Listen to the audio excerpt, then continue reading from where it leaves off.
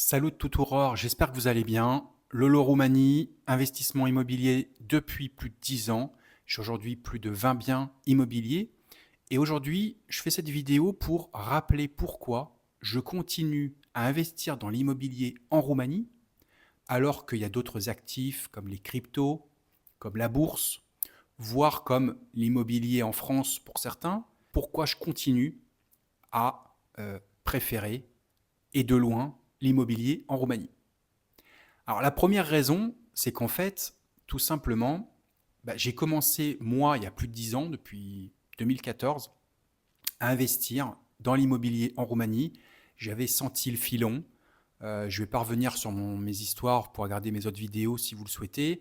Euh, Petit à petit, je me suis rendu compte année après année que ce que j'achetais, c'était très bénéfique, que l'immobilier ne cessait d'augmenter depuis 2014. Et donc, je me suis petit à petit enrichi et j'ai commencé par ça. Donc forcément, la première raison, c'est que j'ai commencé par ça, ça a marché, donc pourquoi ne pas continuer? Deuxièmement, les cryptos. Les cryptos, je m'y suis mis un peu tard, mais effectivement, je commence à investir, comme pas mal d'entre vous, des millions de Français et des millions à travers la planète, sur le Bitcoin, notamment, et pas que. Le Bitcoin, c'est super intéressant. Mon objectif, c'est de continuer à en accumuler. Évidemment, c'est notamment l'or du futur, c'est l'or digital. Je vais pas, il y a des chaînes qui sont plus intéressantes sur le sujet que moi et beaucoup plus techniques que moi sur le sujet. Moi, j'y crois et j'invite à tous ceux qui ne sont pas encore dans les crypto-monnaies de commencer à s'y intéresser. C'est vraiment obligatoire, je trouve, à notre époque. Sauf que les crypto-monnaies, même si vous pouvez faire du stacking, etc., globalement, moi, l'immobilier en Roumanie, tous les mois, j'ai des loyers. Ça me rapporte un rendement. À la limite, la bourse, pour les bonnes actions, ça peut également rapporter des rendements, des dividendes. Le problème de Bitcoin, à l'heure d'aujourd'hui, c'est que ça augmente et ça baisse également. Il y a une forte volatilité. Et surtout, c'est qu'à la fin du mois, moi, mes bitcoins, ça ne me rapporte rien. D'accord? Donc, alors que, je le répète, l'immobilier, notamment en Roumanie, parce que c'est encore très peu taxé, ça rapporte. Troisième raison, c'est que moi je trouve, et j'en suis pas, c'est ce que je pense en tout cas, c'est qu'il y a encore du potentiel en Roumanie en termes de hausse. On a, comme je disais en préambule, euh, le mètre carré, le prix du mètre carré, notamment à Bucarest et dans les autres grandes villes de Roumanie, n'a cessé d'augmenter depuis 10 ans. On doit être à peu près entre 15 et 20% de hausse chaque année.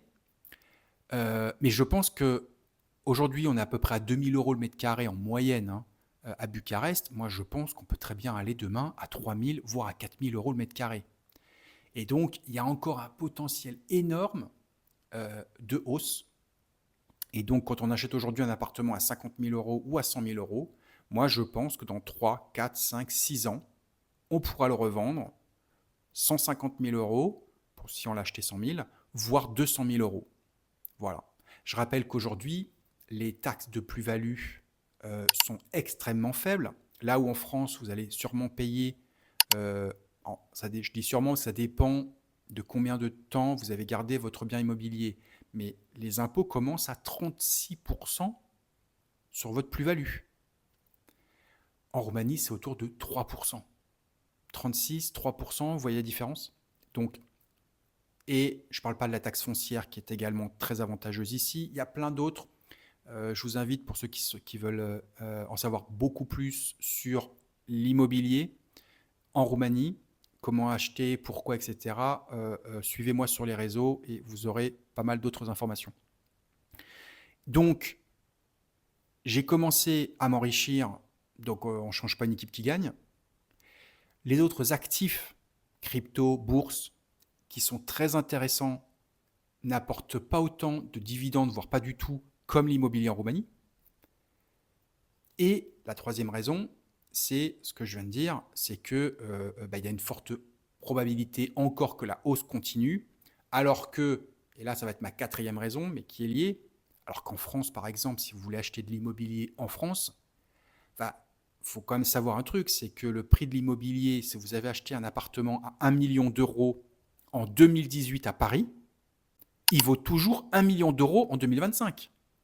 Grosso modo, le prix du mètre carré à Paris et dans de nombreuses villes a baissé ou il a stagné. Et vu l'inflation, c'est comme si vous, en réel, vous perdez de l'argent. Et c'est pas fini. Avec les crises politiques qu'on a en France, les taux d'intérêt qui vont monter, peut-être demain une crise de la consommation, une crise de croissance, etc., etc. Je ne pense pas et je ne vois pas comment l'immobilier en France à court terme et même à moyen terme peut être intéressant. Je ne parle même pas des normes, je ne parle même pas du fait qu'en Roumanie, ça, ceux qui me suivent, je le répète très souvent, en Roumanie, c'est beaucoup plus simple. Vous n'avez pas de problème de normes, vous n'avez pas de problème de, comment dire, de mauvais payeurs, puisque si votre locataire ne paye pas, dans la journée, vous appelez la police, le mec il est viré. Moi, ça fait 10 ans, je n'ai jamais eu aucun impayé et même aucun problème. Un mini problème, ça n'existe pas en Roumanie, puisque les locataires savent que s'ils ne payent pas, ils dégagent. Alors qu'en France, c'est pas du tout ça. J'ai encore vendu un de mes appartes dans le sud de la France et mon but, c'est totalement de vendre tout mon immobilier en France parce que je trouve que c'est pas rentable. Voilà. Donc, je voulais faire cette petite vidéo sur ce sujet. Euh, Abonnez-vous pour ceux qui ne sont pas encore abonnés et je vous dis à bientôt pour de prochaines aventures. Salut!